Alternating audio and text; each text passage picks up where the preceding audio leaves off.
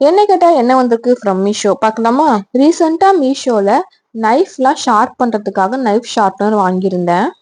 உண்மையா சொல்லணும்னா இது எனக்கு ரொம்ப யூஸ்ஃபுல்லா இருக்கு. நான் ஷார்ப்பே இல்லாத கத்தியை வச்சுதான் ரொம்ப கஷ்டப்பட்டு கட் பண்ணிட்டு இருந்தேன். வீட்டுல ஒரு கல் இருக்கு, அதை வச்சுதான் நான் ஷார்ப் பண்ணுவேன். ஆனாலும் அந்த அளவுக்கு அது ஷார்ப் ஆகாது. இதுல நான் காட்டியிருக்க மாதிரி ஒரே டைரக்ஷன்ல வச்சு ஷார்ப் பண்ணா ரொம்ப ஷார்ப் ஆகுது. ஒரு 4-5 டைம்ஸ் நல்லா ஷார்ப் ஆயிடுச்சு. இதுல 3 ஸ்டேஜஸ் கொடுத்துருக்காங்க. இதுல பின்னாடி கொடுத்துருக்க இந்த ஸ்மூத் சர்ஃபேஸ் வந்து நீங்க கீழே வச்சீங்கன்னா உங்களுக்கு ஆடாம அசையாம இருக்கு. யூஸ் பண்ண நல்லா கன்வீனியன்ட்டா இருக்கு. இதை நான் மீஷோல 112 ருபீஸ்க்கு வாங்கியிருந்தேன். கண்டிப்பா இந்த பிரைசிங்க்கு இது ஒர்த்து தான். ஃபர்ஸ்ட் ஸ்டேஜ்ல ப்ரிப்பேர் பண்ணிட்டு கத்திய செகண்ட் ஸ்டேஜ்ல அதை நல்லா ஷார்பன் பண்ணிக்கணும்.